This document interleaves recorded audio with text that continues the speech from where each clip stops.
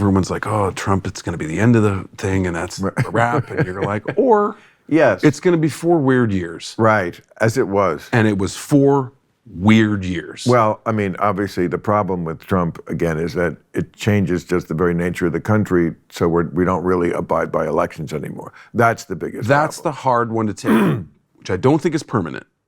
I don't think so. Again, this is my optimism. I do think it is. Well, I think once you go to that step where you don't, then it's going to be a long time. Then we're not. This country will not come back until Charlton Heston finds the arm of the Statue of Liberty sticking up out of the sand. But that's pessimism. I'm optimistic. Yeah, that is.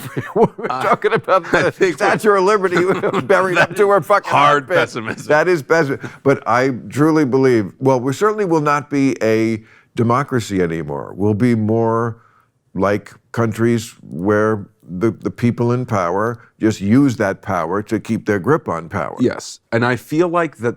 I do feel like that was the tipping point on January 6th was certainly that, and this idea that the side that engendered that particular situation decided that they were not then going to, because they had to, say that it wasn't what it was. Now we're in like Stalin's thing of like, you did what you saw, pay no attention to the man behind the curtain. Like, we all watched it. I watched it sitting in my office with my jaw on my desk going like, this can't be happening. But see, the Democrats' mistake with that was to try to pin the whole thing on what Trump said that day to the crowd.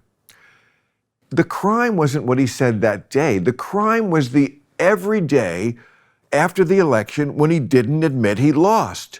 It was an everyday crime. It wasn't like... I'll go back even further because I watch your show every week, and I watched you say, this is a slow-moving coup. And it's the only way it can happen in the United States. And he was never going to give up power when he does. Right. And he went out the back door. And he's still doing it. And he's still doing it. And it's a bummer that I don't know what's going to happen with DeSantis and all the nonsense that's coming out of Florida, but Florida's at peak Florida at this point. Wow. Why? Were you there recently? No, I'm reading the news. It's like, how are you going to get in a fight with Disney? That's a losing argument. Oh, today they pulled out $1 billion or whatever. Like, okay, good for business. Bob Iger, God love him, the guy who fired me at ABC. But see, again, I can't. It was so many years ago. It's almost like my 50th anniversary thing.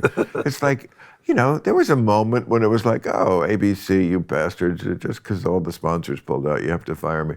But I was never that bitter, and like, I don't even think about it. I've seen Bob Iger out many times at parties.